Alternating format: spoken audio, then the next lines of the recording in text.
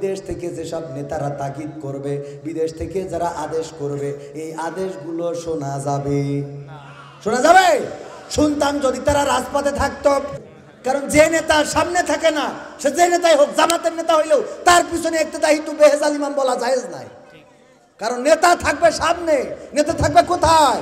আমার নবী যুদ্ধ করেছেন 23টা 27টা যুদ্ধ, নিজে তরবারি হাতে নিয়ে নেতৃত্ব দিয়েছেন।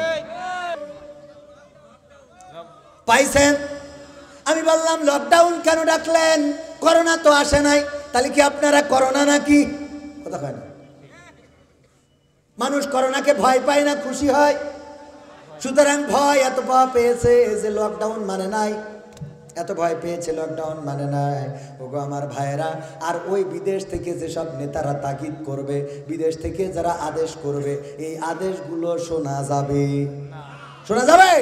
শুনতাম যদি তারা রাজপথে থাকতো, যদি তারা আমাদের নেতাদের মতো হাতে হাত কড়া পরে জেলখানায় যেত। ওগো আমার ভাইয়েরা, বিএনপির নেত্রী জেল খেটেছে না খাটে নাই? কথা কেন? খেটেছে না খাটে নাই? জামাতের নেতারা ফাঁসির কাস্টে ঝুলেছে না ঝোলে নাই? যারা নেতা হবে তারা এমন করে বুক পেতে দেবে, কর্মীদেরকে রক্ষা করতে চাইবে, কিন্তু যেই সব নেতারা বিপদে পড়লে কর্মীদের রেখে হেলিকপ্টারে করে পালিয়ে যায়, ওরা নেতা হতে পারে? আর ওই নেতাদের কথা শুনে যারা রাস্তায় নামে, ওদের লজ্জা থাকতে পারে? কথা কি মনে থাকবে? কারণ যে নেতা সামনে থাকে না, সে যে নেতাই হোক, জামাতের নেতা হইলেও তার পিছনে ইক্তেদাহিতু বেহেজাল ইমাম বলা জায়েজ নাই। কারণ নেতা থাকবে সামনে, নেতা থাকবে কোথায়? আমার নবী যুদ্ধ করেছেন 23টা 27টা যুদ্ধ, নিজে তরবারি হাতে নিয়ে নেতৃত্ব দিয়েছেন। কয়টা? 27টা যুদ্ধ নিজে রাজপথে ময়দানে থেকে নেতৃত্ব দিয়েছেন।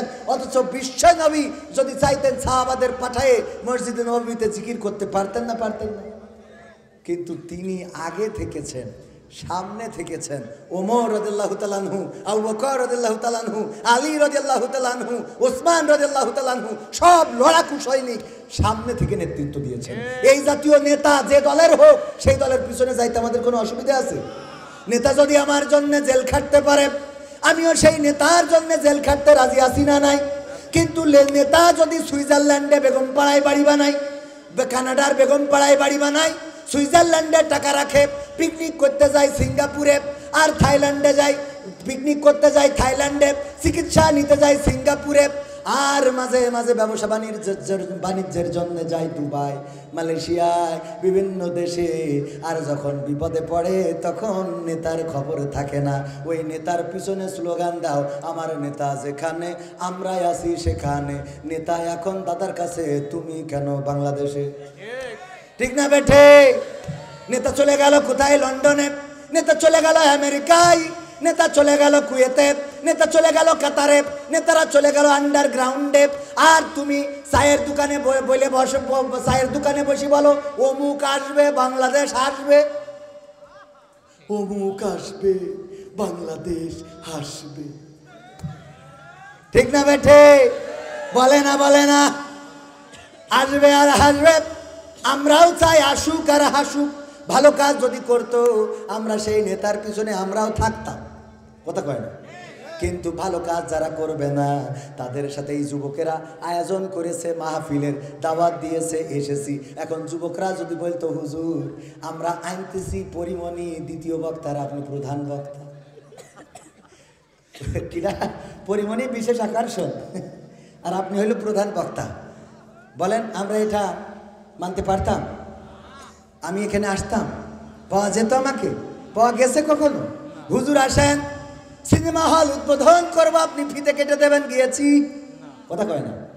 কিন্তু যেই যুবকেরা কোরআনের জন্য ডেকেছে, সেই যুবকদের ডাকে সাড়া দিয়েছি না? দিই নাই?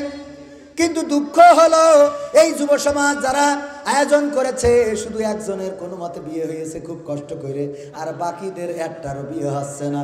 বললো হুজুর মাহফিলটা দিছি, এইবারের টার্গেট হলো আমরা যেন বিয়ে করতে পারি, একটু দোয়া করে দেবেন। আর আমার দোয়ায় বিয়েও হয়, আলহামদুলিল্লাহ। বলেন আলহামদুলিল্লাহ। ওই যে রিপন পানপুরি আপনারা দেখেছেন না, সাতক্ষীরায়? ও প্রতি মাহফিলে গেলে 100 করে টাকা দিত, আর দোয়া চাইতো, হুজুর একটু দোয়া করে দেন যেন বিয়ে হয়।